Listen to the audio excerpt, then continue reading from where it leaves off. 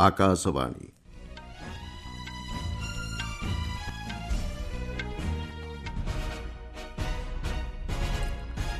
संवाद पढ़ुछंती मलय रंजन मिश्र। मुख्य संवाद चारिदिनिया केरल गस्त अवसर में आज साबरीमाला मंदिर परिदर्शन करेंगे राष्ट्रपति। बिहार विधानसभा निर्वाचन पर आसंताकाली होइछि प्रार्थीपत्र प्रत्याहारर शेष दिवस। नुआदिल्ली आज आरंभ होइछि भारतीय नौसेनार द्विपार्षिक कमांडर सम्मिलनीर द्वितीय संस्करण। नेपाल में साधारण निर्वाचन निमंते मध्यवर्तीकालीन सरकार प्रस्तुति आरंभ एवं आईसीसी महिला विश्वकप दिनिकिया क्रिकेट प्रतियोगितार गतकालीर मैच रे दक्षिण आफ्रिका विजयी।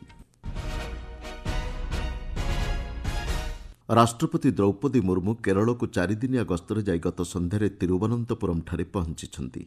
विमान बंदर ठारे राज्यपाल राजेन्द्र विश्वनाथ आर्लेकर एवं मुख्यमंत्री पिनराई विजयन और केन्द्रमंत्री जॉर्ज कुरियन राष्ट्रपति को स्वागत करथिले।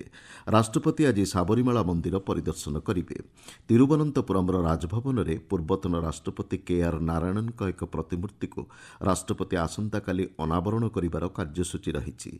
श्री नारायण गुरु समाधिर शतवार्षिक समारोह में राष्ट्रपति जोगदेवे।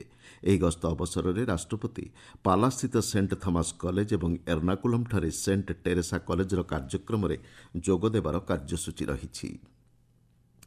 ବିହାର ବିଧାନସଭାର ଦ୍ୱିତୀୟ ତଥା ଅନ୍ତିମ ପର୍ଯ୍ୟାୟ ନିର୍ବାଚନ ପାଇଁ ଆସନ୍ତାକାଲି ହେଉଛି ନାମାଙ୍କନ ପତ୍ର ପ୍ରତ୍ୟାହାରର ଶେଷ ଦିବସ। ଗତକାଲି ନାମାଙ୍କନ ପତ୍ର ଯାଞ୍ଚ ପ୍ରକ୍ରିୟା ଶେଷ ହୋଇଛି। ଆସନ୍ତା ମାସ 11 ତାରିଖରେ ଏହି ପର୍ଯ୍ୟାୟରେ 122ଟି ଆସନ ପାଇଁ ମତଗ୍ରହଣ କରାଯିବ। ଯାଞ୍ଚ ସମୟରେ ପୂର୍ବ ଚମ୍ପାରନ ଜିଲ୍ଲାର ସୁଗୌରୀ ବିଧାନସଭା ନିର୍ବାଚନ ମଣ୍ଡଳୀ ପାଇଁ ନାମାଙ୍କନ ପତ୍ର ଦାଖଲ କରିଥିବା ବିକାଶଶୀଳ ଇନ୍ସାନ ପାର୍ଟିର ପ୍ରାର୍ଥୀଙ୍କର ନାମାଙ୍କନ ପତ୍ର ଖାରଜ ହୋଇଯାଇଛି। ଆବଶ୍ୟକ ସଂଖ୍ୟକ ପ୍ରସ୍ତାବକ ନଥିବାରୁ ତାଙ୍କର ପ୍ରାର୍ଥୀପତ୍ର ଖାରଜ ହୋଇଥିବା ଜଣାପଡ଼ିଛି। ନିର୍ବାଚନ ପରିପ୍ରେକ୍ଷୀରେ ଆଦର୍ଶ ଆଚରଣ ବିଧି ଉଲ୍ଲଂଘନ ସମ୍ପର୍କିତ ଅଭିଯୋଗଗୁଡ଼ିକୁ ସି ଭିଜିଲ୍ ଆପ୍ ମାଧ୍ୟମରେ ଦାଖଲ କରିବା ପାଇଁ ନିର୍ବାଚନ ଆୟୋଗ ପରାମର୍ଶ ଦେଇଛନ୍ତି। ଆଦର୍ଶ ଆଚରଣ ବିଧି କଡ଼ାକଡ଼ି ଭାବେ ପାଳନ କରିବାକୁ ରାଜ୍ୟ ନିର୍ବାଚନ କମିଶନକୁ ଆୟୋଗ ନିର୍ଦ୍ଦେଶ ଦେଇଛନ୍ତି। ବିହାରରେ ମୋଟ 824ଟି ଫ୍ଲାଇଂ ସ୍କ୍ୱାଡ୍ ନିଯୁକ୍ତ କରାଯାଇଛି। ନିର୍ବାଚନ ସମ୍ପର୍କିତ ଅଭିଯୋଗକୁ 100 ମିନିଟ୍ ମଧ୍ୟରେ ସମାଧାନ କରିବା ନେଇ ଆୟୋଗଙ୍କ ପକ୍ଷରୁ ପଦକ୍ଷେପ ଗ୍ରହଣ କରାଯାଇଛି। ସି ଭିଜିଲ୍ ଆପ୍ ମାଧ୍ୟମରେ ବିହାର ସାଧାରଣ ନିର୍ବାଚନ ଏବଂ ଅନ୍ୟ 8ଟି ରାଜ୍ୟର ବିଧାନସଭା ଉପନିର୍ବାଚନ ସମ୍ବନ୍ଧିତ 650ଟି ଅଭିଯୋଗ ହସ୍ତଗତ ହୋଇଥିବା ଆୟୋଗ କହିଛନ୍ତି। ସେଥିମଧ୍ୟରୁ 149ଟି ଅଭିଯୋଗର ସମାଧାନ କରାଯାଇସାରିଛି। ନୂଆପଡ଼ା ଉପନିର୍ବାଚନ ପାଇଁ 19 ଜଣ ପ୍ରାର୍ଥୀ ନାମାଙ୍କନ ପତ୍ର ଦାଖଲ କରିଛନ୍ତି। ସେମାନଙ୍କ ମଧ୍ୟରୁ 11 ଜଣ ସ୍ୱାଧୀନ ପ୍ରାର୍ଥୀ ଭାବେ ପ୍ରାର୍ଥୀପତ୍ର ଦାଖଲ କରିଛନ୍ତି। ରାଜ୍ୟ ନିର୍ବାଚନ ଅଧିକାରୀଙ୍କ କାର୍ଯ୍ୟାଳୟରୁ ମିଳିଥିବା ସୂଚନା ଅନୁଯାୟୀ ଆଜି ପ୍ରାର୍ଥୀପତ୍ର ଯାଞ୍ଚ କରାଯିବ ଏବଂ ଆସନ୍ତା ଶୁକ୍ରବାର ଦିନ ପ୍ରାର୍ଥୀପତ୍ର ପ୍ରତ୍ୟାହାର ପାଇଁ ଶେଷ ଦିନ ଧାର୍ଯ୍ୟ କରାଯାଇଛି।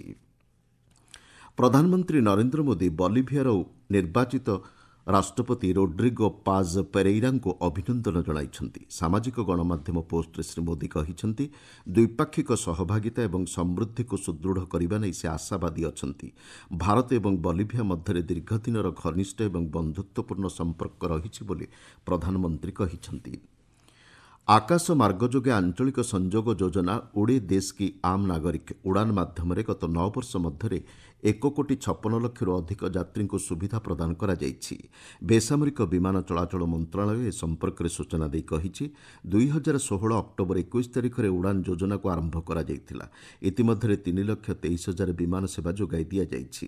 ଯୋଜନା ଅଧୀନରେ 15ଟି ହେଲିପୋର୍ଟ ଏବଂ 2ଟି ଜଳ ବିମାନ ବନ୍ଦର ସମେତ 93ଟି ବିମାନ ବନ୍ଦରକୁ ସଂଯୋଗ କରାଯାଇ 649ଟି ଯୋଗାଯୋଗ କ୍ଷେତ୍ରକୁ କାର୍ଯ୍ୟକ୍ଷମ କରାଯାଇଛି। ଯୋଜନାର ନବମ ବାର୍ଷିକୀ ପାଳନ ଅବସରରେ ନୂଆଦିଲ୍ଲୀଠାରେ ଗତକାଲି ଆୟୋଜିତ ଏକ କାର୍ଯ୍ୟକ୍ରମରେ ଯୋଗଦେଇ ମନ୍ତ୍ରଣାଳୟ ସଚିବ ସମୀର କୁମାର ସିହ୍ନା କହିଛନ୍ତି, ସାଧାରଣ ନାଗରିକଙ୍କ ପାଇଁ ବିମାନ ଯାତ୍ରାକୁ ସୁଲଭ କରିବାରେ ଉଡ଼ାନ ଏକ ପରିବର୍ତ୍ତନକାରୀ ପଦକ୍ଷେପ ସାବ୍ୟସ୍ତ ହୋଇଛି। 2027 ଏପ୍ରିଲ ମାସ ପରେ ମଧ୍ୟ ଏହି ଯୋଜନାକୁ ଜାରି ରଖିବା ଲାଗି ସରକାରଙ୍କ ନିଷ୍ପତ୍ତି ଉପରେ ସେ ଆଲୋକପାତ କରିଛନ୍ତି। ପାହାଡ଼ିଆ ଅଞ୍ଚଳ, ଉତ୍ତର ପୂର୍ବ ଏବଂ ଆକାଂକ୍ଷୀ ଅଞ୍ଚଳ ସହିତ ଯୋଗାଯୋଗକୁ ସୁଦୃଢ଼ କରିବା ଲକ୍ଷ୍ୟ ନେଇ ପ୍ରାୟ 120ଟି ନୂତନ ଗନ୍ତବ୍ୟସ୍ଥଳର ବିକାଶ ଉପରେ ସରକାର ଧ୍ୟାନ ଦେଉଛନ୍ତି ବୋଲି ସେ କହିଛନ୍ତି। ଯୋଜନା ଅଧୀନରେ ବିମାନ ବନ୍ଦରଗୁଡ଼ିକର ବିକାଶ ପାଇଁ 4,638 କୋଟି ଟଙ୍କା ବ୍ୟୟ କରାଯାଇଛି। ବିଭିନ୍ନ ଉପକୂଳ ଏବଂ ଦ୍ୱୀପାଞ୍ଚଳରେ 30ଟି ଜଳବିମାନ ଘାଟିକୁ ସଂଯୋଗ କରୁଥିବା 150ଟି ଯୋଗାଯୋଗ ପଥ ପାଇଁ ଇଣ୍ଟେଣ୍ଟ ପତ୍ର ଜାରି କରାଯାଇଥିବା ମନ୍ତ୍ରଣାଳୟ ସୂଚନା ଦେଇଛି। ଆପଣମାନେ ସମ୍ବାଦ ଶୁଣୁଛନ୍ତି ଆକାଶବାଣୀରୁ। ଭାରତୀୟ ନୌସେନାର ଦ୍ୱିବାର୍ଷିକ କମାଣ୍ଡର ସମ୍ମିଳନୀର ଦ୍ୱିତୀୟ ସଂସ୍କରଣ ଆଜିଠାରୁ ନୂଆଦିଲ୍ଲୀରେ ଆରମ୍ଭ ହେଉଛି। ଅପରେସନ୍ ସିନ୍ଦୁର ଏବଂ ନୌସେନାର ଉନ୍ନତ ଯୁଦ୍ଧ ପ୍ରସ୍ତୁତି ପୃଷ୍ଠଭୂମି ଆଧାରରେ ଆଧାରିତ ଏହି ତିନିଦିନିଆ ସମ୍ମିଳନୀ ବେଶ୍ ଗୁରୁତ୍ୱ ବହନ କରୁଛି।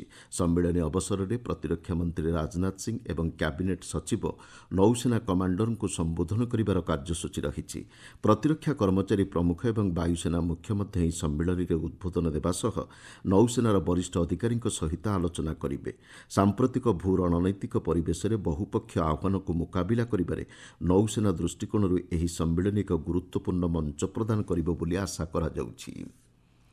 ନେପାଳରେ ସାଧାରଣ ନିର୍ବାଚନ ପ୍ରସ୍ତୁତି ତଥା ସୁରକ୍ଷା ପ୍ରସଙ୍ଗରେ ମଧ୍ୟବର୍ତ୍ତୀକାଳୀନ ପ୍ରଧାନମନ୍ତ୍ରୀ ସୁଶୀଳା କାର୍କେ ପଦକ୍ଷେପ ଗ୍ରହଣ କରିଛନ୍ତି।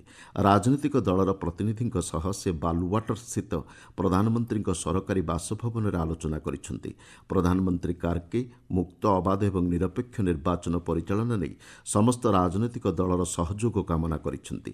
ନିର୍ବାଚନ ପାଇଁ ଏକ ଅନୁକୂଳ ପରିବେଶ ସୃଷ୍ଟି କରିବାକୁ ଦଳଗୁଡ଼ିକ ପକ୍ଷରୁ ମଧ୍ୟବର୍ତ୍ତୀକାଳୀନ ସରକାରଙ୍କୁ ଅନୁରୋଧ କରାଯାଇଛି। ସରକାର ଆଇନ ଅନୁଯାୟୀ କାର୍ଯ୍ୟ କରୁଛନ୍ତି ବୋଲି ପ୍ରଧାନମନ୍ତ୍ରୀ କାର୍କେ ପ୍ରତିନିଧି ମଣ୍ଡଳୀଙ୍କୁ ଆଶ୍ୱାସନା ଦେଇଛନ୍ତି। ଉପଯୁକ୍ତ ପ୍ରକ୍ରିୟା ଏବଂ ଆଇନ ପରିସୀମା ମଧ୍ୟରେ ନିର୍ବାଚନ ଅନୁଷ୍ଠିତ ହେବ। ଦୁର୍ନୀତିର ତଦନ୍ତ ଜାରି ରହିଛି ବୋଲି ପ୍ରଧାନମନ୍ତ୍ରୀ କାର୍କେ କହିଛନ୍ତି। ସୂଚନାଯୋଗ୍ୟ, ଦୁର୍ନୀତି ଓ ସାମାଜିକ ଗଣମାଧ୍ୟମ ଉପରେ ପ୍ରତିବନ୍ଧକ ପରିପ୍ରେକ୍ଷୀରେ ଯୁବ ନେତୃତ୍ୱାଧୀନ ଜେଏନ୍ଜି ପକ୍ଷରୁ ନେପାଳରେ ବିରୋଧ ପ୍ରଦର୍ଶନ କରାଯାଇଥିଲା। ତତ୍କାଳୀନ ପ୍ରଧାନମନ୍ତ୍ରୀ କେପି ଶର୍ମା ଓଲିଙ୍କ ବହିଷ୍କାର ପରେ 73 ବର୍ଷୀୟ କାର୍କେ ଗତ ମାସରେ ନେପାଳର ପ୍ରଥମ ମହିଳା ପ୍ରଧାନମନ୍ତ୍ରୀ ଭାବେ ଦାୟିତ୍ୱ ଗ୍ରହଣ କରିଛନ୍ତି। ଅପରେସନ୍ ସିନ୍ଦୁର ସମେତ ବିଭିନ୍ନ ଅପରେସନ୍ ଅବସରରେ ଅସାଧାରଣ ସାହସିକତା ପ୍ରଦର୍ଶନ କରିଥିବା ପ୍ରତିରକ୍ଷା କର୍ମଚାରୀଙ୍କୁ ବୀରତା ପୁରସ୍କାର ପ୍ରଦାନ କରାଯିବ। କେନ୍ଦ୍ର ସରକାର ଏ ସଂକ୍ରାନ୍ତ ଗେଜେଟ୍ ବିଜ୍ଞପ୍ତି ଜାରି କରିଛନ୍ତି। ମୁଖ୍ୟତଃ ଭାରତୀୟ ବାୟୁସେନା ଏବଂ ସେନା କର୍ମଚାରୀଙ୍କ ପାଇଁ ଏହା ଉଦ୍ଦିଷ୍ଟ। ପୂର୍ବରୁ ରାଷ୍ଟ୍ରପତି ଦ୍ରୌପଦୀ ମୁର୍ମୁ ସଶସ୍ତ୍ର ବାହିନୀ ଏବଂ କେନ୍ଦ୍ରୀୟ ସଶସ୍ତ୍ର ପୁଲିସ ବାହିନୀର କର୍ମଚାରୀଙ୍କୁ 127ଟି ବୀରତା ପୁରସ୍କାର ଏବଂ 40ଟି ବିଶିଷ୍ଟ ସେବା ପୁରସ୍କାର ପାଇଁ ମଞ୍ଜୁରୀ ପ୍ରଦାନ କରିଛନ୍ତି। ପ୍ରଧାନମନ୍ତ୍ରୀ ନରେନ୍ଦ୍ର ମୋଦିଙ୍କ ଦ୍ୱାରା ଘୋଷିତ ଏବଂ ଗତ ମାସ 22 ତାରିଖରୁ ଆରମ୍ଭ ହୋଇଥିବା ଜିଏସ୍ଟି ବଚତ ଉତ୍ସବ ସମାଜର ବିଭିନ୍ନ ବର୍ଗର ଲୋକଙ୍କୁ ସୁଫଳ ପହଞ୍ଚାଉଛି। ପୋଷାକ ଏବଂ ଜୋତା ନିର୍ମାଣ ତଥା ଉତ୍ପାଦନ କ୍ଷେତ୍ର ଏହାଦ୍ୱାରା ଅଧିକ ଗତିଶୀଳ ହୋଇଛି। ପରବର୍ତ୍ତୀ ପିଢ଼ି ଜିଏସ୍ଟି ସଂସ୍କାର ମାଧ୍ୟମରେ ସରକାର ତନ୍ତୁ ଉପରେ ଜିଏସ୍ଟି 18%ରୁ 5%କୁ ହ୍ରାସ କରିଛନ୍ତି। ମାନବ ନିର୍ମିତ ସୂତା ଉପରେ ଟିକସ ହାର ମଧ୍ୟ 12ରୁ 5%କୁ ହ୍ରାସ କରାଯାଇଛି। 2500 ଟଙ୍କା ପର୍ଯ୍ୟନ୍ତ ପୋଷାକ ଉପରେ 5% ଟିକସ ଧାର୍ଯ୍ୟ ହୋଇଛି, ଯାହାକି ପୂର୍ବରୁ 12% ଥିଲା। ଜିଏସ୍ଟି ସଂସ୍କାର ବଜାର ଚାହିଦା ବୃଦ୍ଧି କରିବା ସହ ଉତ୍ପାଦନ କ୍ଷେତ୍ର ମଧ୍ୟ ପ୍ରୋତ୍ସାହିତ ହୋଇଛି। ଗାଜା ଅସ୍ତ୍ରବିରତି ଯୋଜନା ଉପରେ ଆମେରିକାର ଉପରାଷ୍ଟ୍ରପତି ଜେଡି ଭ୍ୟାନ୍ସ ଆଶାବାଦୀ ଅଛନ୍ତି। ଦକ୍ଷିଣ ଇସ୍ରାଏଲ୍ର କିୟାତଗାଟଠାରେ ସାମ୍ବାଦିକ ସମ୍ମିଳନୀକୁ ସମ୍ବୋଧନ କରି ଭ୍ୟାନ୍ସ କହିଛନ୍ତି, ଅସ୍ତ୍ରବିରତି ନେଇ ଉଭୟ ପକ୍ଷ ସକାରାତ୍ମକ ପଦକ୍ଷେପ ଗ୍ରହଣ କରିବେ ବୋଲି ସେ ଆଶା ବ୍ୟକ୍ତ କରୁଛନ୍ତି। ଇସ୍ରାଏଲ୍ର ବିମାନ ଆକ୍ରମଣରେ 26 ପାଲେଷ୍ଟାଇନ୍ ଅଧିବାସୀଙ୍କର ମୃତ୍ୟୁ ହେବାର 2 ଦିନ ପରେ ଗତକାଲି ଉପରାଷ୍ଟ୍ରପତି ଶ୍ରୀ ଭ୍ୟାନ୍ସ ଇସ୍ରାଏଲ୍ ଗସ୍ତରେ ଯାଇଛନ୍ତି। ଅସ୍ତ୍ରବିରତି ଚୁକ୍ତିନାମାକୁ ସୁଦୃଢ଼ କରିବା ପାଇଁ ଟ୍ରମ୍ପ ପ୍ରଶାସନର ପ୍ରୟାସର ଏକ ଅଂଶ ଭାବେ ଶ୍ରୀ ଭ୍ୟାନ୍ସଙ୍କ ଯାତ୍ରାକୁ ବେଶ୍ ଗୁରୁତ୍ୱପୂର୍ଣ୍ଣ ମନେ କରାଯାଉଛି। ଆଇସିସି ମହିଳା ବିଶ୍ୱକପ୍ ଦିନିକିଆ କ୍ରିକେଟ୍ ପ୍ରତିଯୋଗିତାର ଗତକାଲିର ମ୍ୟାଚ୍ରେ ଦକ୍ଷିଣ ଆଫ୍ରିକା ବିଜୟୀ ହୋଇଛି। ଶ୍ରୀଲଙ୍କାର କଲମ୍ବୋସ୍ଥିତ ଆର୍ ପ୍ରେମଦାସା ଷ୍ଟାଡିୟମ୍ରେ ଖେଳାଯାଇଥିବା ମ୍ୟାଚ୍ରେ ଦକ୍ଷିଣ ଆଫ୍ରିକା 150 ରନ୍ରେ ପାକିସ୍ତାନକୁ ପରାସ୍ତ କରିଛି। ବର୍ଷା ବାଧାପ୍ରାପ୍ତ ଏହି ମ୍ୟାଚ୍ ପ୍ରଥମେ 40 ଓଭରରେ ସୀମିତ ରଖାଯାଇଥିଲା। ଟସ୍ ଜିତି ପାକିସ୍ତାନ ଦକ୍ଷିଣ ଆଫ୍ରିକାକୁ ପ୍ରଥମେ ବ୍ୟାଟିଂ କରିବାକୁ ଆମନ୍ତ୍ରଣ କରିଥିଲା। ଦକ୍ଷିଣ ଆଫ୍ରିକା 9 ୱିକେଟ୍ ବିନିମୟରେ 312 ରନ୍ ସଂଗ୍ରହ କରିଥିଲା। ଡିଏଲ୍ଏସ୍ ଅନୁଯାୟୀ ପାକିସ୍ତାନ ସମ୍ମୁଖରେ 234 ରନ୍ର ଲକ୍ଷ୍ୟ ଧାର୍ଯ୍ୟ କରାଯାଇଥିଲା। ପାକିସ୍ତାନ 20 ଓଭରରେ 7 ୱିକେଟ୍ ବିନିମୟରେ 83 ରନ୍ କରିବାକୁ ସକ୍ଷମ ହୋଇଥିଲା। ଏହି ବିଜୟ ସହ ଦକ୍ଷିଣ ଆଫ୍ରିକା ପଏଣ୍ଟ ତାଲିକାର ଶୀର୍ଷକୁ ଉନ୍ନୀତ ହୋଇଥିବା ବେଳେ ପାକିସ୍ତାନ ପ୍ରତିଯୋଗିତାରୁ ବାଦ୍ ପଡ଼ିଛି। ମୁଖ୍ୟ ସମ୍ବାଦଗୁଡ଼ିକ ପୁଣି ଥରେ। 4 ଦିନିଆ କେରଳ ଗସ୍ତ ଅବସରରେ ଆଜି ସାବରିମାଳା ମନ୍ଦିର ପରିଦର୍ଶନ କରିବେ ରାଷ୍ଟ୍ରପତି। ବିହାର ବିଧାନସଭା ନିର୍ବାଚନ ପାଇଁ ଆଜି ହେଉଛି ପ୍ରାର୍ଥୀପତ୍ର ପ୍ରତ୍ୟାହାରର ଶେଷ ଦିବସ। ନୂଆଦିଲ୍ଲୀରେ ଆଜିଠାରୁ ଆରମ୍ଭ ହେଉଛି ଭାରତୀୟ ନୌସେନାର ଦ୍ୱିବାର୍ଷିକ କମାଣ୍ଡର ସମ୍ମିଳନୀର ଦ୍ୱିତୀୟ ସଂସ୍କରଣ। ନେପାଳରେ ସାଧାରଣ ନିର୍ବାଚନ ନିମନ୍ତେ ମଧ୍ୟବର୍ତ୍ତୀକାଳୀନ ସରକାରଙ୍କ ପ୍ରସ୍ତୁତି ଆରମ୍ଭ ଏବଂ ଆଇସିସି ମହିଳା ବିଶ୍ୱକପ୍ ଦିନିକିଆ କ୍ରିକେଟ୍ ପ୍ରତିଯୋଗିତାରେ ଗତକାଲିର ମ୍ୟାଚ୍ରେ ଦକ୍ଷିଣ ଆଫ୍ରିକା ବିଜୟୀ। ସମ୍ବାଦ ଶେଷ ହେଲା।